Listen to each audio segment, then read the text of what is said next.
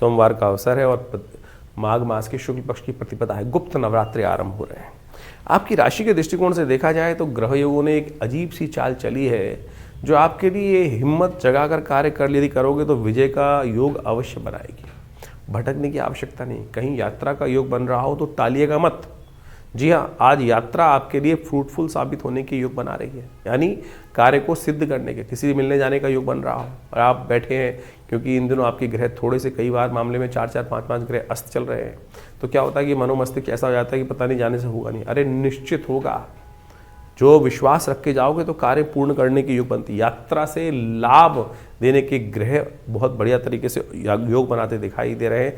तो द्वंद्व को मनोमस्तिष्क से दूर करने का प्रयास करें, माँ अम्बे का ध्यान करें। गुप्त नवरात्रि आरंभ हो रहे हैं। आमतौर पर चैत्र और अश्विन की नवरात्रि जो है लोग जगत पूछते आए हैं, लेकिन गुप्त नवरात्रियों को भूल जाते हैं। गुप्त नवरात्रि गुप्त रूप से अपनी मनोकामनाओं की पूर्ति के लिए बड़ी अद्भुत मानी जाती हैं। आमतौर पर इसके लिए पंप एंड शो करने की आवश्यकता नहीं होती है। बड़ी श्रद्धा के साथ दुर्गा सप्तशती का कोई भी मनोकामना हो, आपकी कोई भी मनोकामना, आमतौर पे अनेक मनोकामनाएं मन में हिलोड़े लेती रहती है कि ये हो जाए, ऐसा हो जाए, और आप माने जब आपके पुण्य बढ़ेंगे ना तब आपकी मनोकामना पूर्ण होगी। चाहे तो इस जन्म में किए हुए पुण्य हो या पूर्व जन्म में किए हुए पुण्य हो, लेकिन पूर्व जन्म तो हमको याद नहीं रहता है।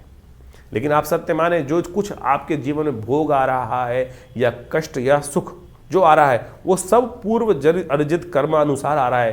पुण्य पाप को आप अच्छे से एनालाइज कर सकते हैं।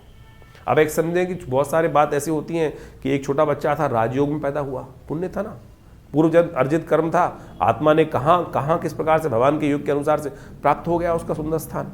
और वही एक बच्चा जन्म से ही कष्ट लेके उत्पन्न हुआ, वो पूर्व जन्म का कर्म है।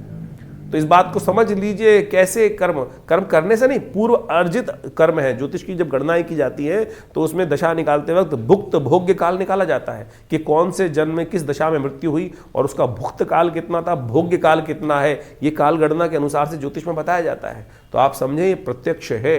तो गुप्त नवरात्रियों में अपने पुण्यों को गुप्त रूप से बढ़ाने का प्रयास करें।